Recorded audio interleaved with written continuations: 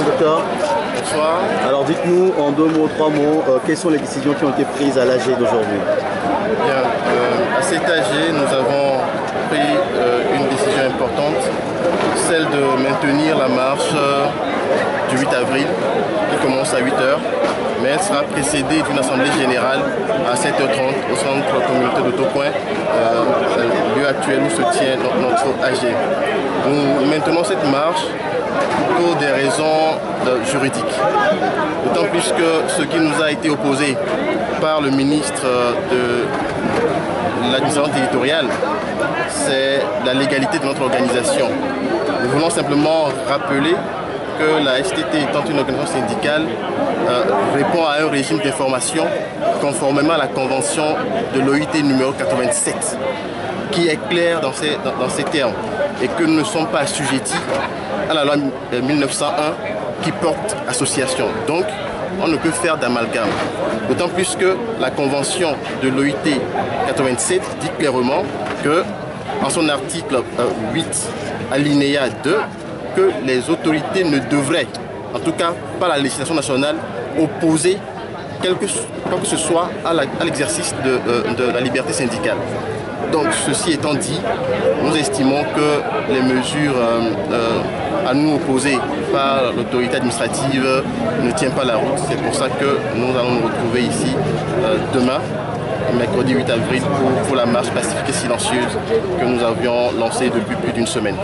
Le deuxième point important, c'est par rapport au communiqué du gouvernement qui infère, ou bien qui nous accuse d'être à l'origine des perturbations survenues cette dernière semaine dans le monde scolaire, et donc les pousse à fermer les écoles et à garder les enfants togolais à la maison pendant plus d'1 mois, privés de l'éducation. Nous voulons répondre clairement au gouvernement en disant que nous ne sommes pas responsables de ces violences et que nous les condamnons d'ailleurs. Et pour montrer notre bonne foi, pour dire que nous ne sommes pas responsables, la synergie également pour réfuter les accusations de manipulation politique et surtout du fait que nous sommes en action pour empêcher les élections. La synergie solennellement aujourd'hui déclare qu'elle décrète une trêve pour la période électorale.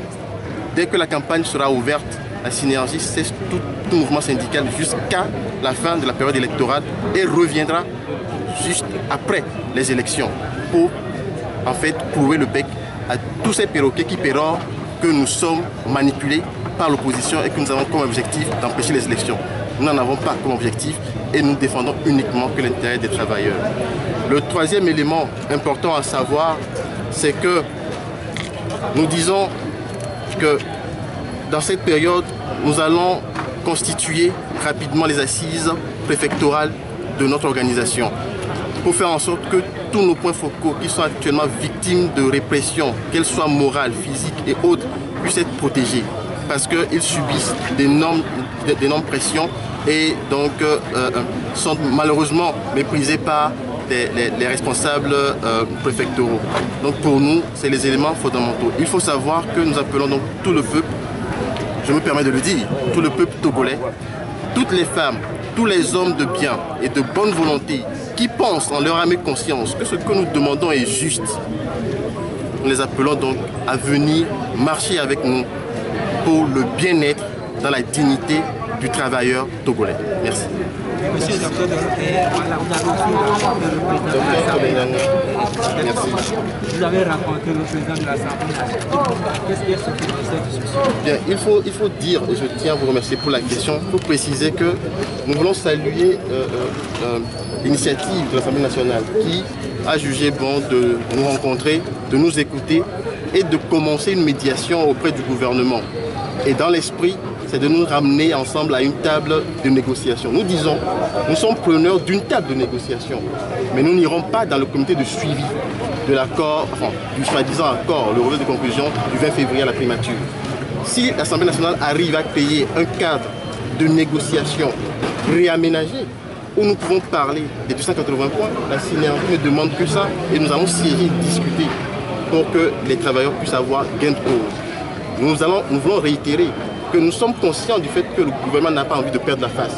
Nous comprenons le gouvernement. Nous aussi, comme le gouvernement, on n'a pas aussi envie de perdre la face. D'ailleurs, on n'a pas de face pour la perdre. Et donc, nous adhérons à cela en disant que nous sommes ouverts à toute table de négociation pour que nous puissions parler du redressement à opérer par rapport au SMIC. Et donc, par rapport à notre décision d'entrer en trêve dès que la campagne sera ouverte et notre disposition d'aller à une table de négociation, nous prenons donc le peuple togolais et le peuple international à témoin pour savoir en fait qui est de bonne foi et qui ne l'est pas. Merci.